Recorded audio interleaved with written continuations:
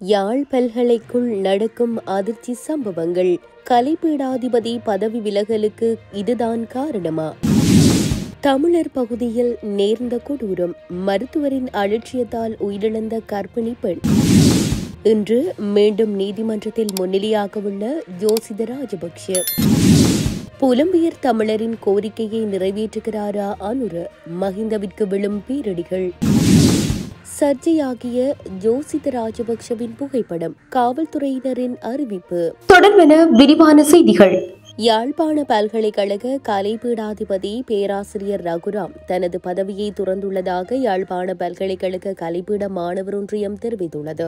நேற்று முன்தினம் யாழ்ப்பாண பல்கலைக்கழக பேரவைக் கூட்டம் நடந்தபோது வகுப்பு தடை விதிக்கப்பட்ட மாணவர்களுக்கு எச்சரிக்கையுடன் மன்னிப்பளிக்க தீர்மானிக்கப்பட்டது. பேரவைக் கூட்டத்தில் இந்த தீர்மானம் எடுப்பதற்கு பேராசிரியர் ரகுராம் எதிர்ப்பு தெரிவித்திருந்தார். அந்த மாணவர்கள் தன் குறித்து அவதூறாக சமூக ஊடகங்களில் எழுதியிருந்ததாகவும் குறிப்பிட்டிருந்தார். அவரது எதிர்ப்பை மீறி மாணவர்களுக்கு மன்னிப்பளிக்க தீர்மானிக்கப்பட்ட போது தான் பதவி விலகப் போவதாகவும் குறிப்பிட்டிருந்தார். எனினும் அதையும் மீறி வகுப்பு தடை விதிக்கப்பட்ட மாணவர்களுக்கு மன்னிப்பளிக்க தீர்மானிக்கப்பட்டது. இந்த பின்னணியில் நேற்று பல்கலைக்கழக கலைப்பீட மாணவர் ஒன்றியம் நடத்திய செய்தியாளர் சந்திப்பில் பேரவையின் தீர்மானத்தை விமர்சித்திருந்தமை குறிப்பிடத்தக்கது. திருகோணமலை கந்தளாய் பகுதியில் சிசேரியன் அறுவை சிகிச்சைக்கு பரிந்துரைக்கப்பட்ட தாயொருவர் இயற்கையான பிரசவத்திற்கு உட்படுத்திய பின்னர் உயிரிழந்த சம்பவம் ஒன்று பதிவாகியுள்ளது. கந்தளாய் ஆதார வைத்தியசாலையின் மருத்துவர்களின் அலட்சியத்தால் இந்த மரணம் நிகழ்ந்துள்ளதாக குறித்த பெண்ணின் உறவினர்கள் குற்றம் சாட்டுகின்றனர். கந்தளாய் கெமனு மாவட்டத்தில் வசித்து வந்த 32 வயதுடைய பெண்ணொருவர் தமது இரண்டாவது குழந்தையை பிரசவத்திற்காக கடந்த 22ஆம் தேதி கந்தளாய் ஆதார வைத்தியசாலையில் அனுமதிக்கப்பட்டார். குறித்த தாயின் ஆரம்ப பரிசோதனைகளின் போது சிசேரியன் மூலம் குழந்தையை பிரசவிக்க வேண்டுமென பரிந்துரைத்திருந்த வைத்தியர்கள் பிரசவத்திற்காக வைத்தியசாலையில் அனுமதிக்கப்பட்ட பின்னர் பரிசோதனை அறிக்கைகள் மருத்துவர்களிடம் கையளிக்கப்பட வேண்டும் என குறிப்பிட்டிருந்தனர். அதன்படி பிரசவத்திற்காக கந்தளாய் ஆதார வைத்தியசாலையில் அனுமதிக்கப்பட்ட பின்னர் குறித்த அறிக்கைகள் வைத்தியர்களிடம் சமர்ப்பிக்கப்பட்டதாக தெரிவிக்கப்பட்டுள்ளது. எனினும் குறித்த தாயை சிசேரியனுக்கு உட்படுத்தாமல் இயற்கையான பிரசவத்திற்கு வைத்தியர்கள் அனுமதித்ததாக அவரது குடும்ப உறுப்பினர்கள் குற்றம் சாட்டுகின்றனர். மருத்துவர்களின் அலட்சியத்தால் இந்த மரணம் ஏற்பட்டதாகவும் அதற்கு நீதி பெற்றுக் கொடுக்கப்பட வேண்டும் எனவும் அவர்கள் கோரிக்கை விடுத்துள்ளனர்.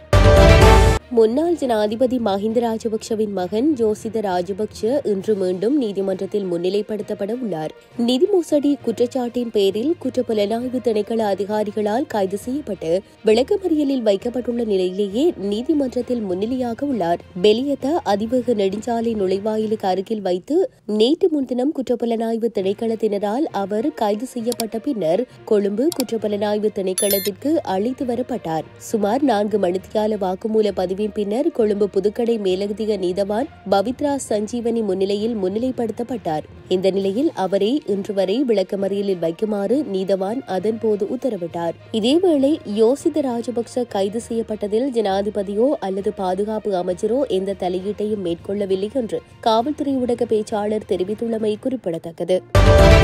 ஜனாதிபதி அனுரகுமார திசாநாயக்க தேர்தலில் தமக்கு உதவிய தமிழ் புலம்பெயர்ந்தோரின் கோரிக்கைகளை நிறைவேற்றி வருவதாக முன்னாள் ஜனாதிபதி மஹிந்த ராஜபக்ஷ தெரிவித்துள்ளதாக தகவல்கள் வெளியாகியுள்ளன. உத்தியோகபூர்வ இல்லம் பறிக்கப்படுவதும் தனது பாதுகாப்பு நீக்கப்படுவதும் ஜனாதிபதி அனுரகுமார திசாநாயக்க தேர்தலில் தங்களுக்கு உதவிய தமிழ் புலம்பெயர்ந்தோரின் கோரிக்கைகளை நிறைவேற்றுவதே என மஹிந்த கூறியுள்ளதாக தெரிவிக்கப்படுகிறது. இந்த நிலையில் எதிர்வரும் தேர்தல்களில் மிகவும் பாதிக்கப்படக்கூடிய அரசு தலைவர் ஒருவர் உத்தியோகபூர்வ இல்லம் மற்றும் பாதுகாப்பை இழந்ததற்கு பொதுமக்களின் எதிர்வினையை அரசாங்கம் எதிர்நோக்க நேரிடும் என்றும் அவர் எச்சரித்துள்ளதாக கூறப்படுகிறது. இவ்வாறானதொரு பின்னணியில் கடந்த சில நாட்களுக்கு முன்னர் முன்னாள் ஜனாதிபதி மஹிந்த ராஜபக்ஷ தனது இல்லத்திற்கு வாடகையாக ரூபாய் 4.6 மில்லியன் செலுத்த வேண்டும் அல்லது அதை விட்டு வெளியேற வேண்டும் என ஜனாதிபதி அனுர குறிப்பிட்டிருந்தார். அதனைத் தொடர்ந்து பல்வேறு மஹிந்த ஆதரவு தரப்புகளில் இருந்து ஜனாதிபதி அனுரவின் கருத்திற்கு எதிர்ப்பு தெரிவிக்கப்பட்டதுடன் மஹிந்த ராஜபக்ஷவை பயங்கரவாதிகளுக்கு பலிகடாவாக்கும் முயற்சியில் அரசாங்கம் இவ்வாறு செயற்படுவதாக மொட்டு கட்சியும் குற்றம் சாட்டியிருந்தது.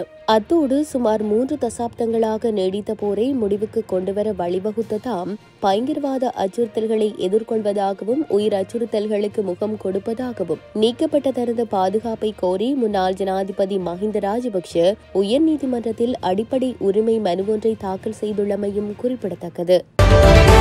சமூக ஊடகங்களில் தற்போது பரவி வரும் ஜோசித ராஜபக்ஷ கைது தொடர்பான புகைப்படம் குற்றப்புலனாய்வு பிரிவிலோ அல்லது ஒரு காவல்துறை அதிகாரியினாலோ எடுக்கப்படவில்லை என ஸ்ரீலங்கா காவல்துறை தெளிவுபடுத்தியுள்ளது. ஊடகவியலாளர் சந்திப்பொன்றின் போது காவல்துறை ஊடக பேச்சாளர் சிரேஷ்ட காவல்துறை அத்தியட்சகர் புத்திக மனதுங்க இதனை தெரிவித்துள்ளார். மேலும் இது தொடர்பாக ஊடகவியலாளர்களின் கேள்விகளுக்கு பதிலளித்த அவர், பெலியத்த அதிவேக நெடுஞ்சாலை சோதனை சாவடியில் தடுத்து வைக்கப்பட்டிருந்த போது எடுக்கப்பட்ட புகைப்படம் ஒன்றும் அதை யோசித ராஜபக்ஷவின் நண்பர் அல்லது வேறு நபரொருவர் எடுத்திருக்கலாம் எனவும் குறிப்பிட்டுள்ளார். அத்தோடு கைது செய்யப்படும் ஒவ்வொரு சந்தேக நபருக்கும் கைவிலங்கு போட வேண்டிய அவசியம் இல்லை என்றும், சந்தேக நபரின் நடத்தையை பொறுத்து அந்த நேரத்தில் பணியில் இருக்கும் காவல்துறை அதிகாரியே சந்தேக நபருக்கு கைவிலங்கு போடலாமா வேண்டாமா என்பதை தீர்மானிப்பார் எனவும் ஊடக பேச்சாளர் தெரிவித்துள்ளார்.